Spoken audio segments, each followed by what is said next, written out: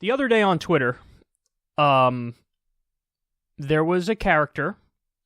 You're going to see his name here. I'm blanking on it off the top of my head, but you'll see his name when I show you the clip. There's this guy who's a journalist in, I think it's Toronto, and he tweeted that I just realized I've been using dog shampoo for a very long time. And I can't believe I was doing that. It really doesn't help that they put dog shampoo in, like, the tiniest font imaginable. And then he showed a picture of the bottle. Dog shampoo was written in tiny font, but there was a giant picture of a dog on the bottle. So anyway, this tweet blew up, and everybody was, like, poking fun at him, because why the fuck not? You know, it happens, man. I've been the target of this from time to time on Twitter when I say something dumb or when I say something that, people want to pounce on. It happens, man. That's life. That's life on Twitter. Everybody needs to grow a thick skin and get the fuck over it. It is what it is. But not this guy. He went on Fox News. Now, this guy, Mark Stein, is trying out a new show here because they're trying to fill a time slot, and he's horrendous. But they decided to do a segment on, like, how terrible and evil cancel culture is. And they're going to use this as their go-to example. This is hilarious.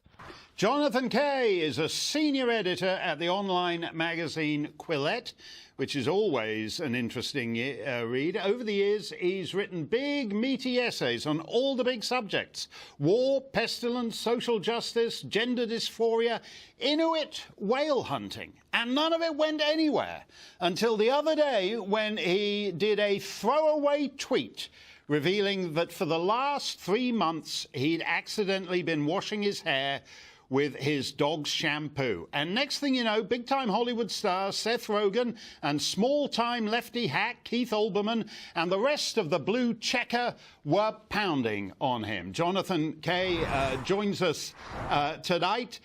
Jonathan, as I think you put it in one of your tweets, this escalated rather quickly. Yeah, it was really strange.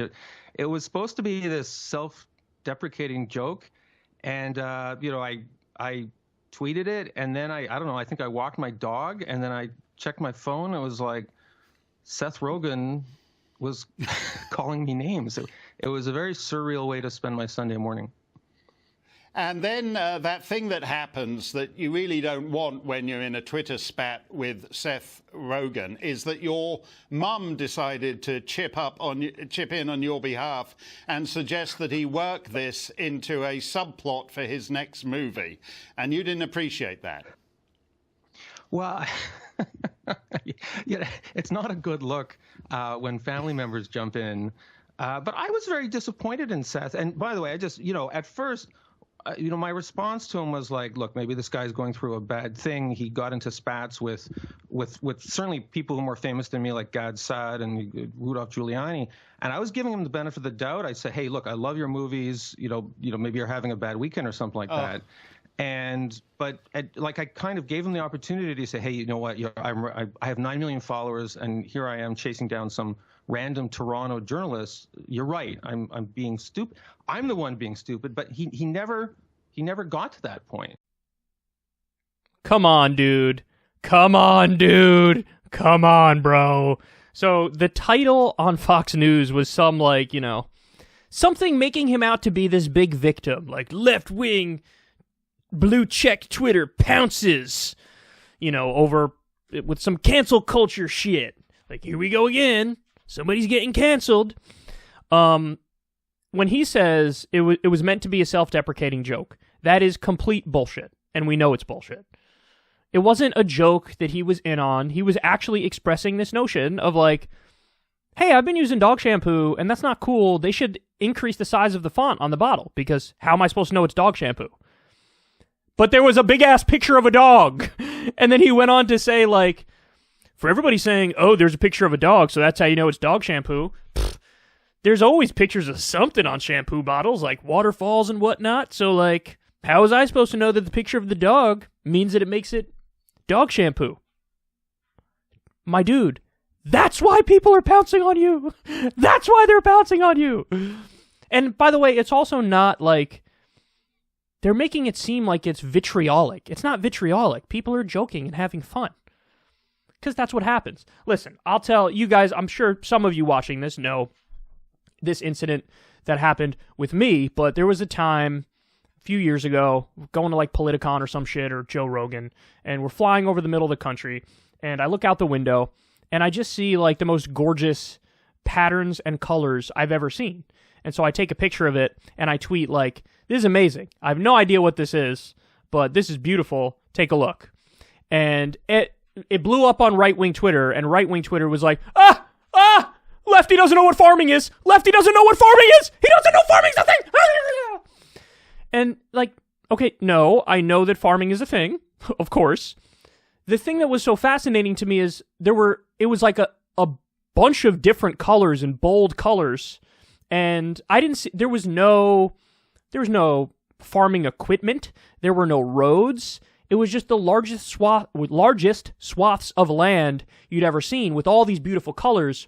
And really when I'm saying I don't know what this is, I didn't know like what the fucking color, like what are the colors for? I still don't know what they are. I'll admit it. I don't know what the fuck they are. I see these beautiful shapes from a plane looking down at the middle of the country, and there's all these beautiful, gorgeous colors. I still don't know what the fuck the colors were. I'll admit it. But people were pouncing on me on right-wing Twitter. Idiot doesn't even know that farming is a thing. That's where your food is made, asshole. Okay, so you know what happened? I got over it. Nobody cares. Let them have their fun. Let them have their day, right? It is what it is. I didn't go on MSNBC or on whatever, the Young Turks or some other show and be like, I was canceled by the mob. I was canceled by the mob. And it hurts. It hurts so much. I didn't do that because I'm not a child. When you're in a hole, stop digging, son. So you know what? Hold the L. It is what it is. And I don't know if he deleted the tweet. But if he did, that's a mistake. Never delete the tweet. Ever. That's got to be your act of defiance. Also, you said it. Own it. You know? I said it. Own it. Own it. Own it. That's what an adult does. But oftentimes you see people run for the hills and hit delete. Me? I never said anything that was slightly interesting or different, ever. I don't even know what you guys are talking about. Why would I say ever say anything that was interesting or different? Interesting and different is bad. So anyway, when you're in a hole, stop digging. This isn't a cancel culture thing. This is like, you tweeted something inadvertently hilarious, and now people are saying, hey, that's really hilarious. That's it. It's like, and here's the main point, guys. They love this, like, victim culture narrative. They always accuse the left of buying into this victim culture narrative and, like, you guys are just doing the oppression Olympics. One person wants to be a bigger victim than the next on the left. All you care about is victimhood. And then the second they feel like they can get away with crying and pretending to be the victim, they do it. As evidenced by the dog shampoo guy.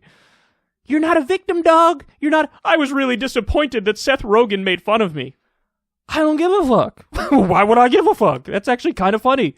The dog shampoo tweet was objectively hilarious, and not because it was a self-deprecating joke on your part. It was hilarious because you couldn't fathom that a big-ass picture of a dog's face means it's dog shampoo.